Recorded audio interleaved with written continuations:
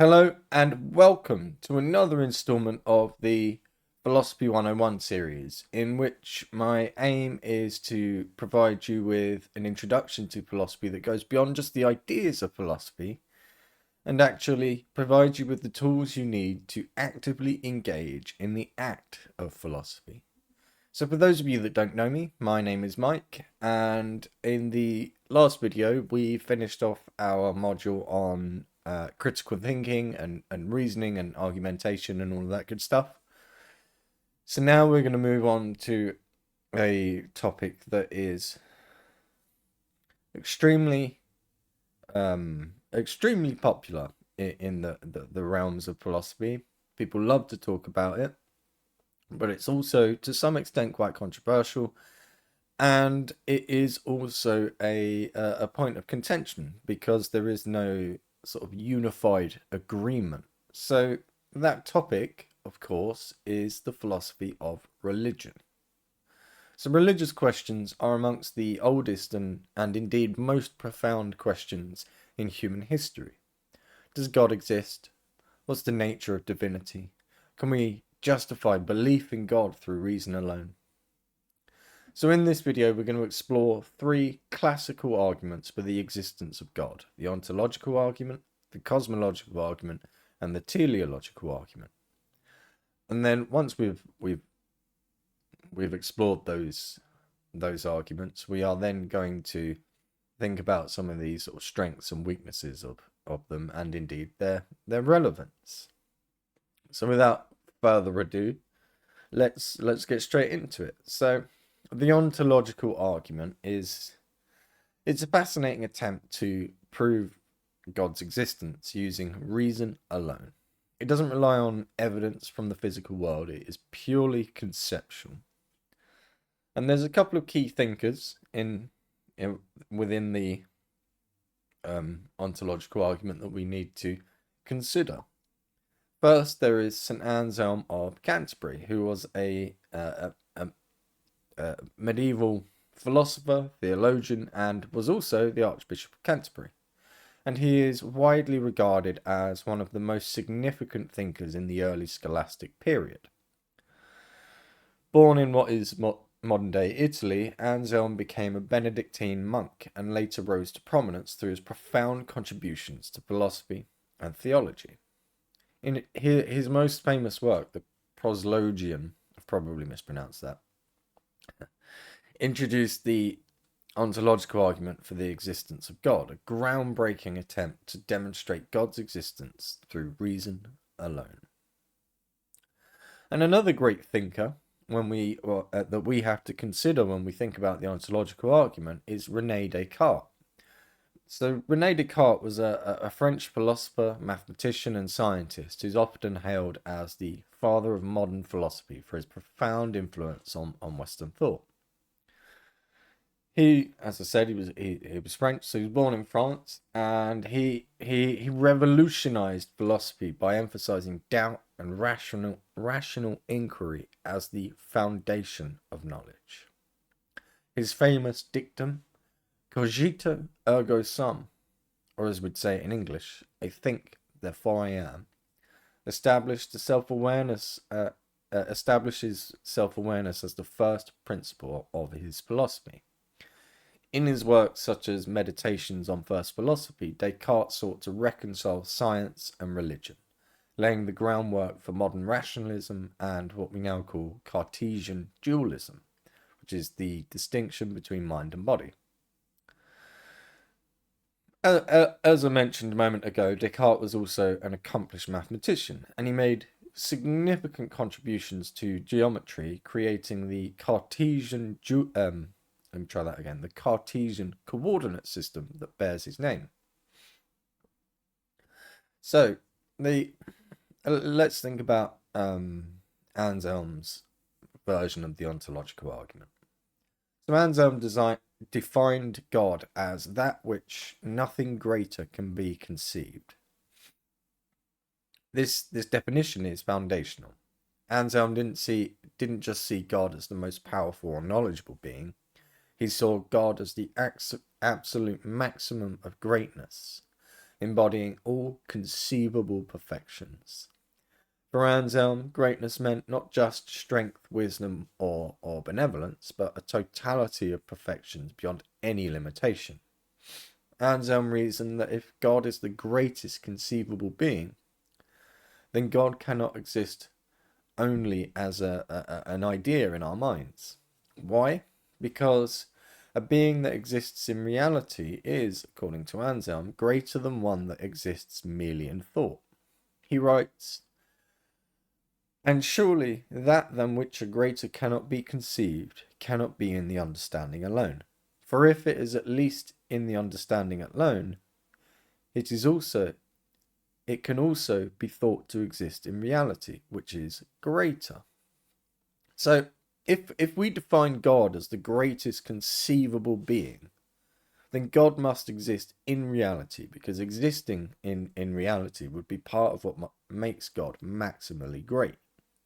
If God only existed as a concept, he would fall short of being the greatest conceivable being, which contradicts our original definition. So the implication here is that God's existence is not just possible, but necessary. God must exist by virtue of his nature. Anselm argues that for God, existence is not optional, but contingent.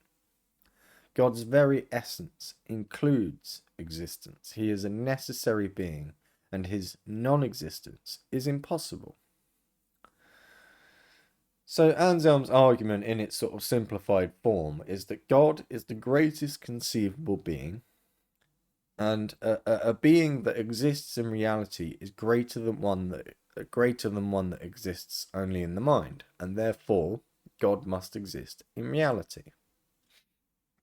So, now that you've heard this argument, do you think it makes sense to you? Can something be proven to exist just by defining it in a particular way? So what I want you to do is pause the comments and answer that question. So does this argument make sense to you? Can something be proven to exist just by defining it in a particular way? So pause the video, jump in the comments and answer that question.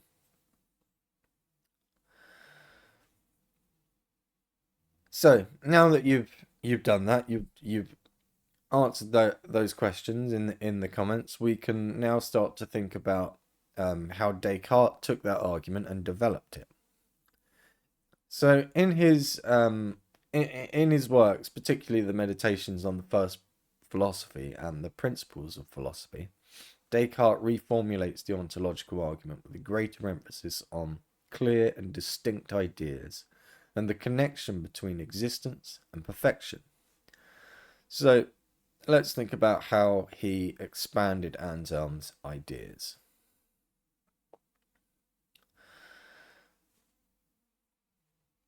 So Descartes defined God as a supremely perfect being, meaning a being with every possible perfection, including omnipotence, omniscience, omnibenevolence, and most importantly, existence. For Descartes, existence is a perfection because it is more perfect to exist than to not exist. Just as a triangle necessarily has 3 angles that add up to 180 degrees, the concept of God necessarily includes existence. So that is, so basically Descartes was getting at is the concept of God as a perfect being. So Descartes grounded his argument in his epistemological principle. If something can be conceived clearly and distinctly, it must be true.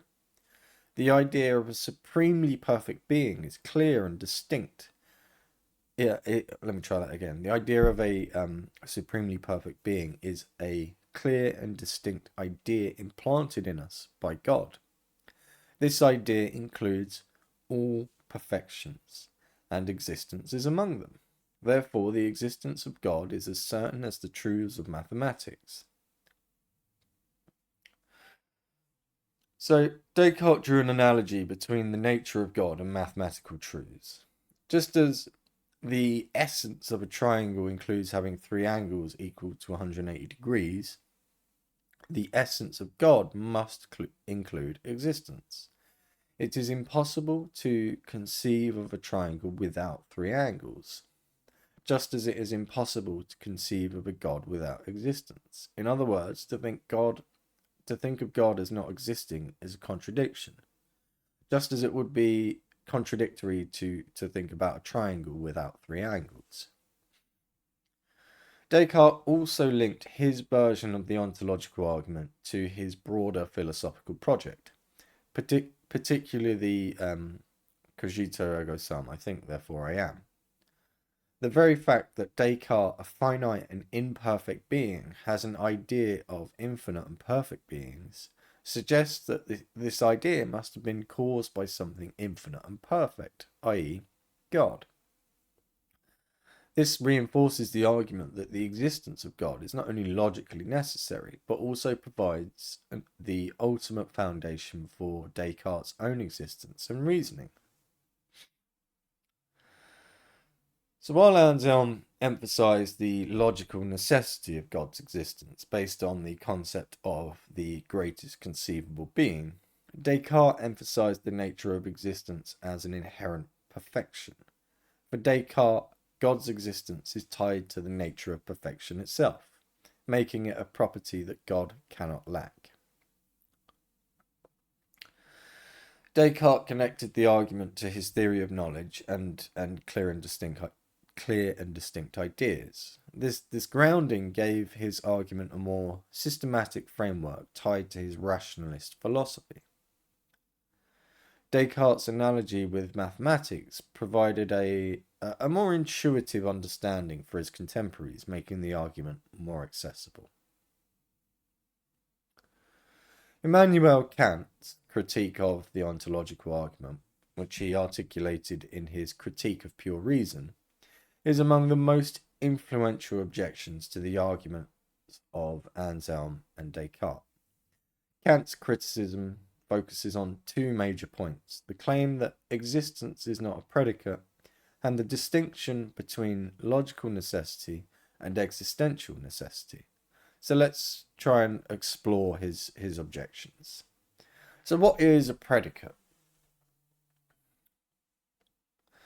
Well, obviously at this point we're thinking about existence is not a predicate. So what is a predicate? A predicate is a property or quality that adds something to the concept of a thing, such as tall, red, or intelligent. These attributes expand our understanding of what the thing is. For Kant, existence does not function as a predicate because it does not add anything to the concept of being. To say that something exists doesn't modify or enhance the concept itself, it merely states that this concept corresponds to something in reality. For example, the concept of a perfect island remains the same whether or not it exists. Adding the term exists does not increase its perfection. It only situates the concept in the realm of reality, which is precisely what the ontological argument tries to establish. Anselm and Descartes both argue that a God who exists is greater or more perfect than a God who does not exist. Kant rejects this reasoning because the quality of existence does not make a concept greater. It merely states that the concept has been instantiated in the real world. For Kant, Descartes' analogy between God and a triangle, i.e. that a triangle must have three sides and therefore God must have existence, fails because of the necessity of a triangle's properties only holds once the triangle is defined to exist. Similarly, God's existence cannot be derived merely from the concept of God. The leap from concept to reality requires a more than just a definitional argument. One of Kant's other objections really was to do with the confusion between logical necessity and existential necessity. So logical necessity applies to propositions or concepts that are true by definition and cannot be otherwise, such as mathematical truths or the statement all bachelors are unmarried. For instance, the statement 2 plus 2 equals 4 is necessarily true within the framework of mathematics because it is a self-contained logical relationship. Existence in the real world, however, cannot be derived in the same way as logical truths. To say that something necessarily exists implies that its non-existence is impossible, which Kant argues cannot be established through reason alone. Kant argues that proponents of the ontological argument conflate logical necessity with existential necessity. Just because the concept of God includes necessary existence does not mean that such a being exists in reality.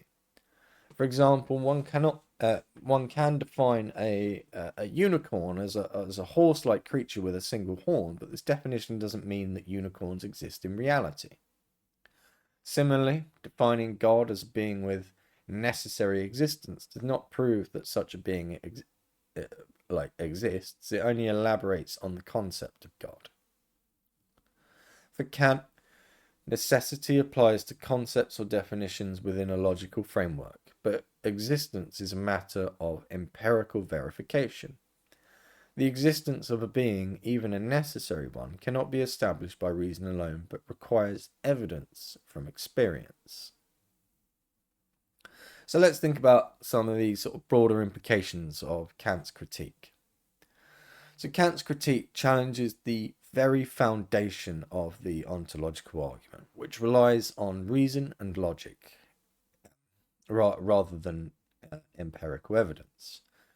By showing that existence cannot be treated as a predicate or proven logically, Kant undermines the argument's methodology. So Kant's what's the word I'm looking for?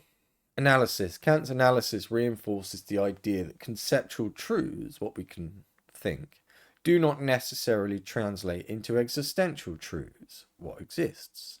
This distinction separates metaphysical speculation from empirical knowledge. Kant's objections shape the course of philosophy of the philosophy of religion, and influenced later thinkers and critics of the ontological argument, such as Bertrand Russell, who stated that the argument seems to me a charming proof that is much easier to feel convinced than it. Let me try that again. I can't speak today. What's the matter with me? So Bertrand Russell stated that the argument seems to me a charming proof that is much easier to feel convinced that it must be fallacious than it is to find out precisely where the fallacy lies. So that I was stuttering and stammering all over the place, so that probably didn't make sense. I'm going to have one more stab. Seems to me a charming proof that it's much easier to feel convinced that it must be fallacious than it is to find out precisely where the fallacy lies. I don't know why that was so difficult for me to say. So thinkers like David Hume also extended this critique by emphasizing the limits of human reason when applied to metaphysical claims about existence.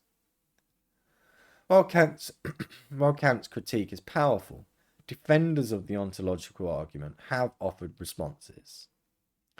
Existence as a unique predicate and modal versions of the ontological argument. Some argue that while existence may not be a predicate for ordinary beings, it functions differently when discussing God. In the case of God, existence is not merely a predicate, but a part of God's very essence. This is central to Descartes' version of the argument, which sees God as the one being whose essence includes existence. So modern philosophers have reformulated the argument using modal logic, which focuses on the possibility and necessity of God's existence. They argue that if it is possible for a maximally great being to exist, then such a being must exist in all possible worlds, including our own. These versions attempt to sidestep Kant's critique by addressing existence in terms of possible worlds rather than predicates. Kant's critique of the ontological argument profoundly challenges its logical structure and assumptions about existence. By arguing that existence is not a predicate and that the argument conflates logical necessity with existential necessity, Kant exposed significant weaknesses in the arguments of Anselm and Descartes.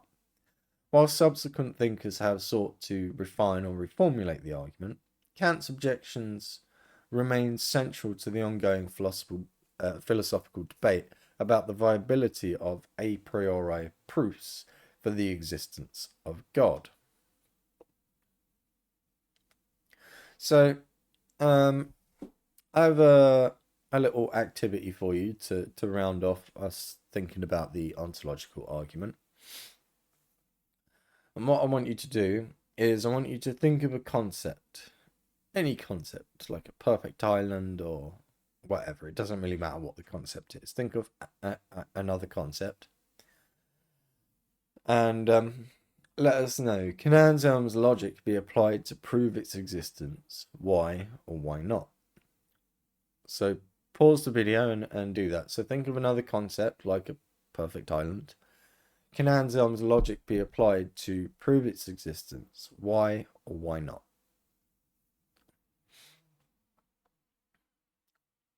So now that you've done that, we can move on and start to think about the cosmological argument. So the cosmological argument is based on the idea that the universe must have a cause. Everything that exists must have a reason for its existence, and that ultimate reason is God. So there's a couple of key thinkers involved in the in this argument. So we're going to go right back to Aristotle for our first thinker, and then we're gonna examine Thomas Aquinas. So Aristotle was an ancient Greek philosopher and polymath whose works have profoundly shaped Western thought across disciplines, including philosophy, science, politics, and ethics. He studied under Plato at the Academy in Athens before founding his own school, the Lyceum. Aristotle's writings cover a remarkable range of topics, from logic and metaphysics to biology and poetics, establishing systematic frameworks that have influenced intellectual traditions for centuries. The idea of Aristotle, which is most relevant to our current discussion, is his idea of a prime mover. Thomas Aquinas was a Dominican friar, theologian, and philosopher whose synthesis of Christian theology and Aristotelian philosophy established him as one of the most influential thinkers in Western history, certainly within the Christian tradition. So Aquinas studied under Albert the Great and became a central figure of scholasticism, which is a medieval intellectual movement to reconcile faith and reason. His most renowned work, the Summa Theologica, offers a systematic exploration of theology, ethics, and metaphysics, including his famous 5 ways, which are logical arguments for the existence of God. Aquinas emphasized the compatibility of faith and reason, asserting that both are essential paths to understanding divine truth. So Aristotle's concept of the prime mover is foundational to the development of the cosmological argument and deeply influenced later thinkers such as Thomas Aquinas. Aristotle introduced the idea of a prime mover in his metaphysics to explain motion, change, and causation in the universe. So let's have a look at Aristotle's idea and how it actually relates to the cosmological argument. So Aristotle's prime mover, there are some core concepts within that warrant some examination. So Aristotle began with the empirical observation that everything in the universe is in a state of motion or change. By motion, Aristotle meant not just physical movement, but also any kind of change, such as growth, decay, or alteration. Aristotle argued that if everything that moves or changes is moved by something else, this chain of movers cannot go back infinitely. An infinite regress would fail to provide an ultimate explanation for why anything is in motion at all. To avoid this infinite regress, Aristotle proposed that there must be a first cause of motion, an entity that initiates motion without itself being moved or changed by anything else. This unmoved and unchanging cause is what Aristotle called the prime mover, or the unmoved mover. The prime mover is purely actual, possessing no potentiality, because potentiality implies the possibility of change, which is incompatible with its role as the ultimate cause. It is eternal, unchanging, and immaterial, existing outside the realm of physical things and their limitations. The prime mover is also the ultimate source for all order and purpose in the universe.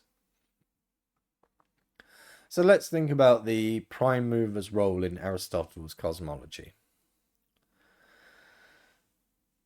So the prime mover causes motion not by physical interaction, but by being the ultimate object of desire or purpose. We call this motion through attraction.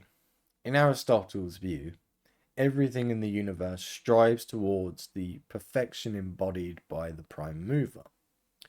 This is a metaphysical form of causation.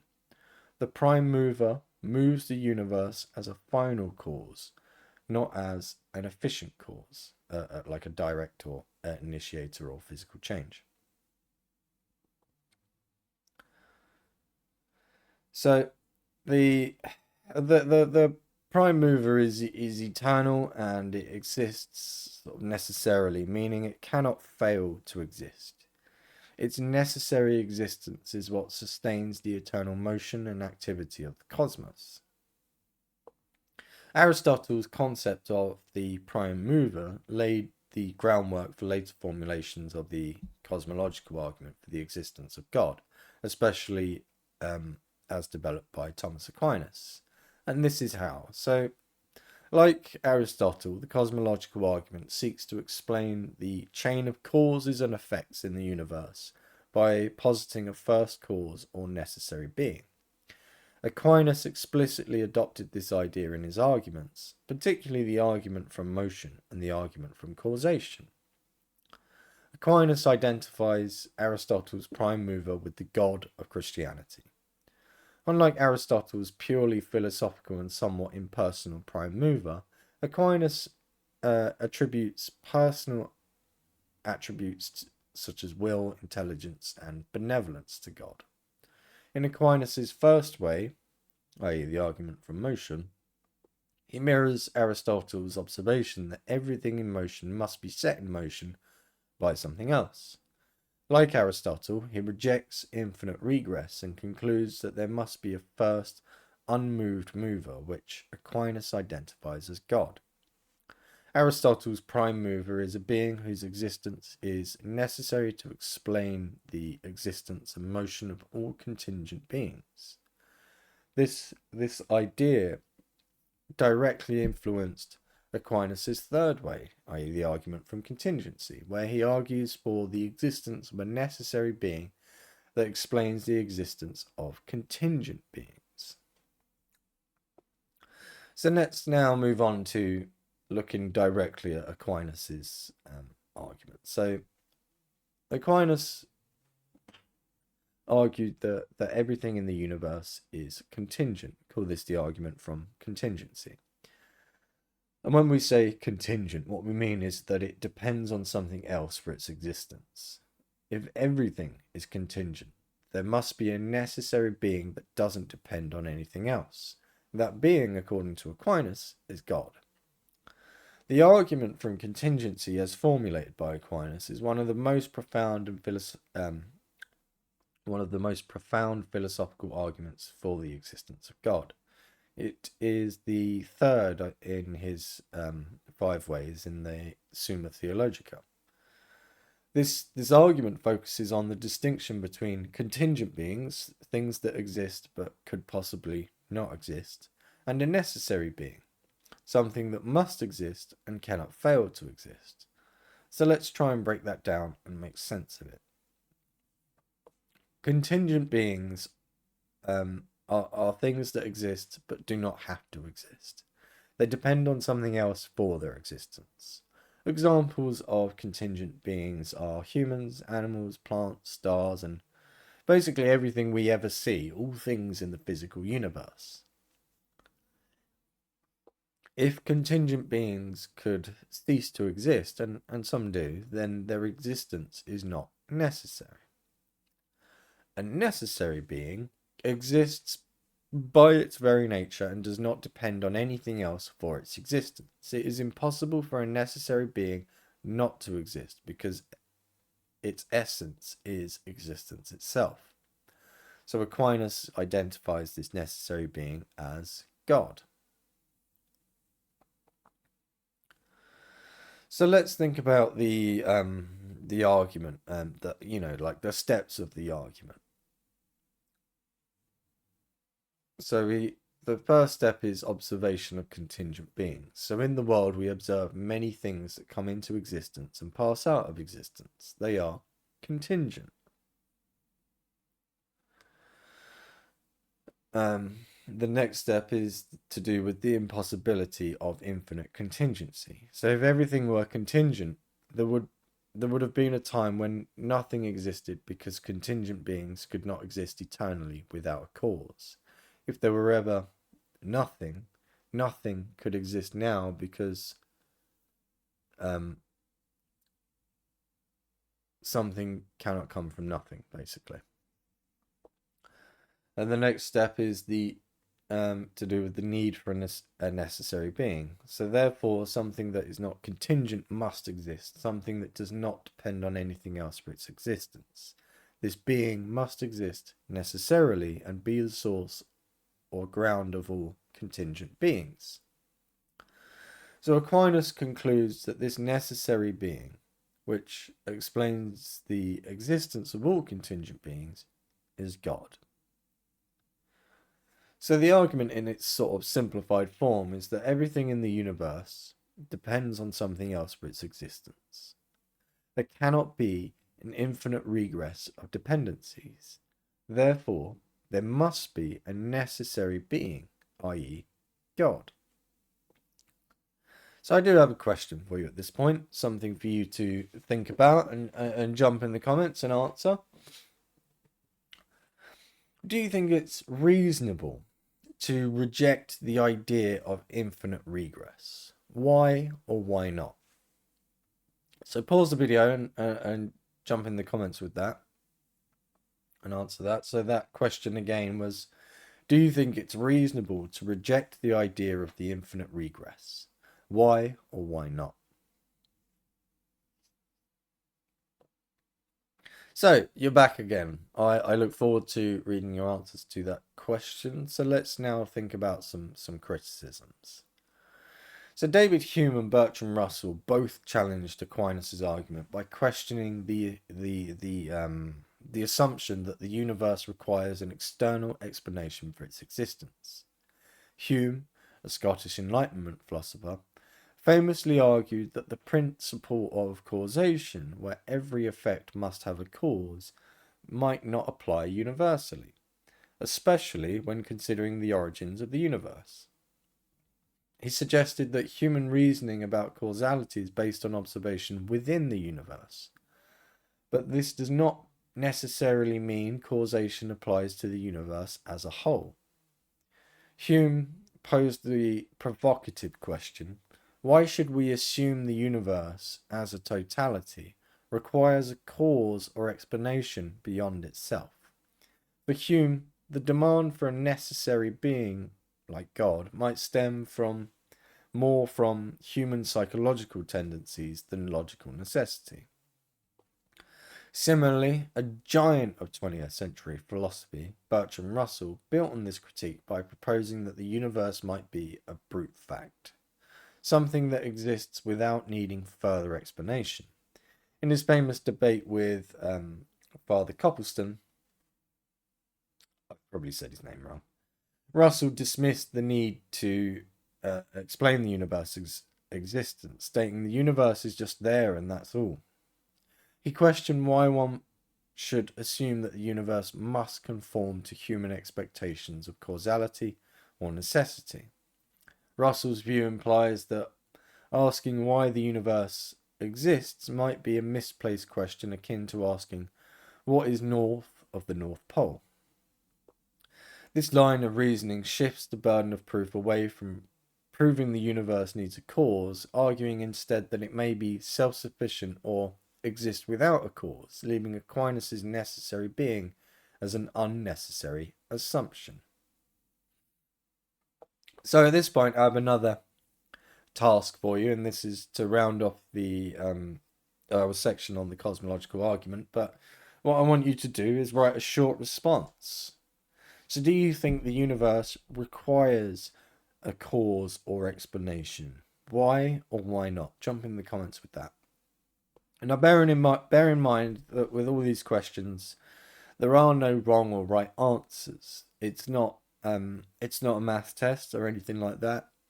The purpose of these questions and getting you to respond to them is just to get you to think, because that's, as philosophers, that is quite literally what we're training ourselves to do. We're training ourselves to think deeply and critically and have an open mind, but also be skeptical and so on and so forth. So, don't feel like you can't put your response in there because it might be wrong, because there are no wrong answers as such. So the important thing is the thought processes that generates those answers. So that question again is, do you think the universe requires a cause or explanation? Why or why not? So jump in the comments and answer that. Obviously pause it. And I'll, be right here. So now that you've done that, we can move on and start thinking about the teleological argument. So the teleological argument, which is also known as the argument from design, observes order and purpose in the universe and concludes that it must have been designed by an intelligent being.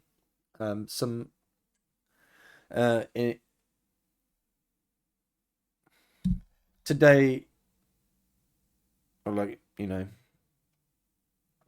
in sort of modern times, you might hear the argument, the teleological argument, described as intelligent design or creationism or whatever, but they're all essentially talking about the same thing. So there are some key thinkers within the teleological argument, but the one we're going to really focus on is William Paley, and more specifically his watchmaker analogy. So William Paley was an English clergyman, philosopher and theologian, best known for articulating the teleological argument for the existence of God. In his seminal work, Natural Theology, Paley famously compared the world's complexity to a watch, arguing that just as a watch's intricate design implies a watchmaker, the order and purpose evident in nature point to a divine designer. As I said before, some modern versions of the argument are often called like intelligent design or the fine-tuning argument and so on and so forth, but they're all sort of one and the same thing. So this is kind of the base of all of those arguments in a sense. So Paley famously argued that if you found a watch on the ground, you would naturally conclude that it was designed because of its complexity and purpose. Similarly, the complexity of the universe implies a designer, i.e., God. So the simplified form of the argument is complex and purposeful objects, like watches, require a designer. The universe is infinitely more complex and purposeful than a watch. Therefore, the universe must have a designer. So, can you think of examples in nature that may seem to suggest design? Do you think do these convince you of a designer's existence? Now, this is something personally that I have trouble with in a sense, because I'm not sure that anything in the universe seems to suggest design. However, that's just my perspective, and that's kind of irrelevant at this point. What's important is your perspective. So can you think of examples in nature that seem to suggest design, and do these convince you of a designer's existence? You could think about things like well, a famous example is the eye, the human eye, but I find that to be not a great argument personally. Um, but there are many complex systems in nature, and all life are complex systems, but also the sort of non-living physical things in the universe are themselves quite complex, and so on. So have a really good think about it. And as I said before, there are no right or wrong answers to these questions. It's what's important is that you're thinking about them. So let's think now about some criticisms of of Paley's watchmaker analogy. So one of the most well-known and often cited criticisms of Paley's watchmaker analogy comes from Charles Darwin's theory of evolution by natural selection, which provides a robust explanation for the complexity and apparent design of biological organisms without requiring a designer. Darwin demonstrated that traits beneficial for survival and reproduction are naturally selected over generations, leading to the intricate adaptations observed in living beings. This evolutionary process accounts for the appearance of design as the product of gradual, unguided change rather than an intentional act of creation. David Hume, writing before Darwin, also critiqued arguments from design by suggesting that the universe's order could arise from natural processes rather than a divine designer. In his dialogues concerning natural religion, Hume argued that the analogy between human artifacts like a watch and the natural world is flawed because the two fundamentally differ in origin and nature. He proposed that the universe's order might emerge from inherent natural properties such as self-organizing principles, rather than from an intelligent creator. In modern times, Richard Dawkins expanded on these critiques in his book The Blind Watchmaker, arguing that evolution renders the watchmaker analogy unnecessary. Dawkins contended that the apparent design in nature is an illusion created by the cumulative effects of natural selection. He emphasized that the complexity of life does not require an intelligent designer, but can be fully explained by the gradual adaptive process of evolution. Dawkins also pointed out that invoking a designer raises further questions about the designer's origin, leading to an infinite regress. Together, Darwin, Hume, and Dawkins provide a powerful rebuttal to Paley's argument, shifting the explanation for the universe's order from divine intervention to naturalistic processes. So we have a little activity before we move on, and we are nearly done. I realise that it's been sort of, I don't know, 3/4 of an hour or so already. So we are near the end, but not quite. So what I want you to do is I want you to write down one strength and one weakness of the design argument as you see it. And obviously post that in the comments. So that's one strength and one weakness of the design argument as you see it. So post that in the comments, and then when we come back, we will move on. So now that we've looked at the three arguments, the ontological, the teleological and what have I said? The ontological, the teleological argument, and the cosmological argument. Sorry, I got myself all in a muddle there. So now that we've covered those arguments, we can start to think about the sort of strengths and weaknesses of these arguments. All arguments have strengths and weaknesses, and these are no different. So the ontological argument is purely logical, but it's also abstract. The cosmological argument appeals to causality, but faces challenges from modern physics. The teleological argument draws on the apparent order in nature, but struggles against scientific explanations. So do you think these arguments are persuasive in a modern scientific context? My personal sort of feeling on this is that they are not.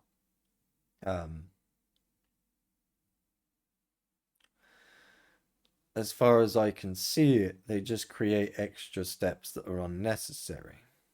I don't feel that they really answer any questions. So for me personally, I'm not convinced that these arguments are persuasive in a modern context. And so going back to the argument from design, one of these sort of common things that people think of and often cite when sort of defending the argument from design is the eye. How can such a complex thing exist? How can such a complex system exist? And the problem with that is that, well, complex and perfect is how they describe the human eye. And the problem with that is that, yes, the human eye is complex, but no, it's not perfect. It's actually quite flawed.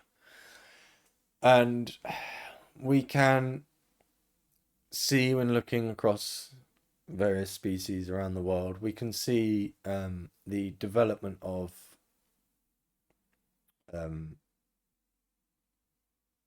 what eventually will lead to eyes of some kind. We can see sort of different stages of those development across the animal kingdom.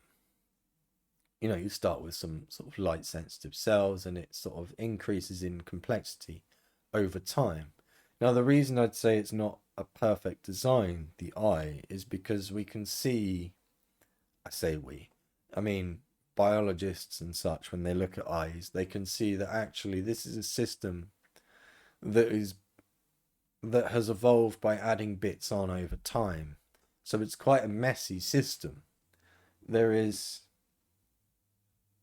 probably a better and more efficient way to design that system. So if there really is this sort of ultimate designer, then is perhaps he, she, it, whatever, is perhaps not the best engineer.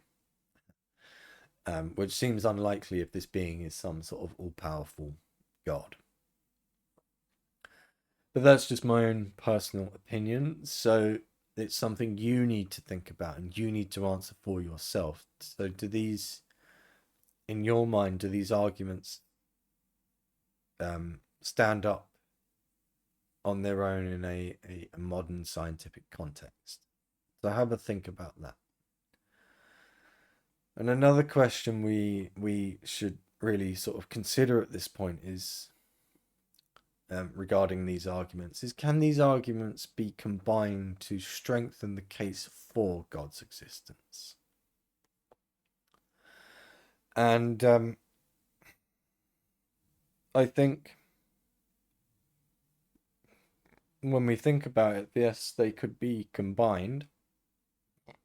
It may make for a more sort of cohesive, singular argument, but it doesn't actually overcome any of the sort of objections to the ideas. So I'm not sure, I guess is what I'm getting at with that one, if they really could be combined to strengthen the case for God's existence. But what I think is largely irrelevant. So what do you think? Do you think that these arguments can be combined to strengthen the case for God's existence? And another question we need to consider is, so there are many gods. There are many religions in this world, and they basically all sort of worship or support, or whatever the appropriate term is. They all have their own deity, their own god. So if these arguments prove God, which God? Do they succeed in proving a specific god of a particular religion? And that's an important question, right? Because everybody thinks that their God is the God, right? Everybody thinks that their religion is the right one. So do these arguments actually succeed in proving a specific God of a specific religion? And this, I'd like you to jump in the comments and let me know. So what I want you to do is let me know yes or no, whether they succeed in proving a specific God of a specific religion, what religion you are referring to, and what God you're referring to. So jump in the comments with that.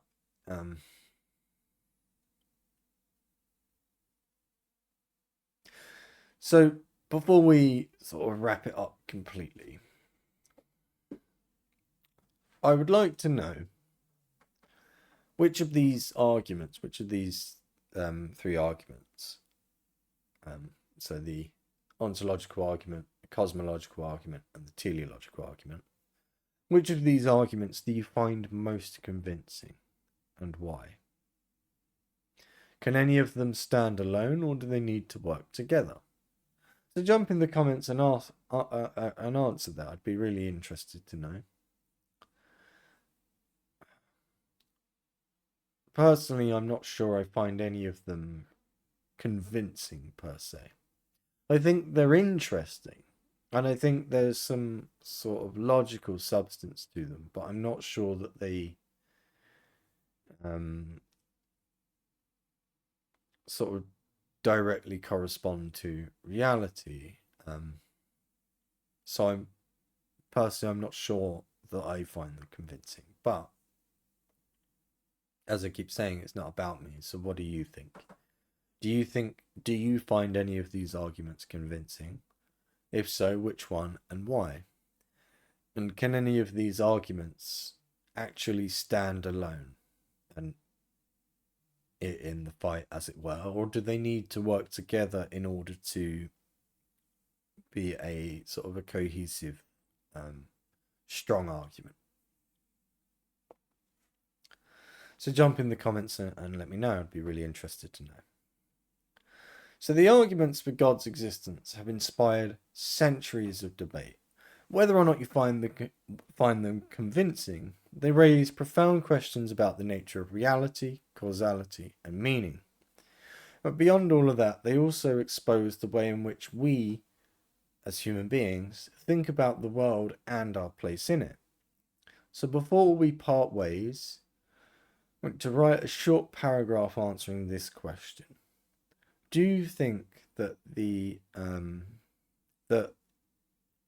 let me start again. Do you think that philosophical arguments alone can justify belief in God? Why or why not? So do you think that philosophical arguments can justify belief in God, or do you think that there needs to be something else? Maybe sort of empirical evidence or whatever it may be. So jump in the comments and answer that. And I really look forward to reading these responses. So that's it for our sort of exploration of those three arguments. There's definitely more we could say about all three of them, but we've been here for the best part of an hour now, and well, we could be here all day if we were really going to do them sort of justice in that regard. But I think what we've discussed today covers the important parts, the core concepts of each argument. So next time like in the next video, we're gonna move on and we're going to explore the other side of it. We're going to explore arguments against the existence of God, including things like the problem of evil, and we're going to look at some critiques of religious belief. So I hope to see you there. And before you go, or before we all go, part ways, if you have got this far, I would really appreciate it if you could like the video and subscribe to the channel. That would be fantastic. It would be obviously wonderful for me, and I do really appreciate all your support. It's brilliant. But more importantly, because none of this really is about me, I am largely irrelevant in all of this. More importantly, when you like the video and subscribe to the channel, YouTube will go, this person is interested in philosophy. And then we'll start showing you more content that is to do with philosophy. Not just my content, but other people's content, which means that you're going to gain a wider perspective. You're not going to be sort of too pinned down in any one particular interpretation. And you're going to be able to think critically about the ideas that are being presented to you. So yeah, like the video, subscribe to the channel. It's of benefit for us all, but there is absolutely no pressure to do so. But thank you very much for your time today, and I look forward to seeing you on the next one, where we think about the arguments against the existence of God. So thank you very much, and goodbye.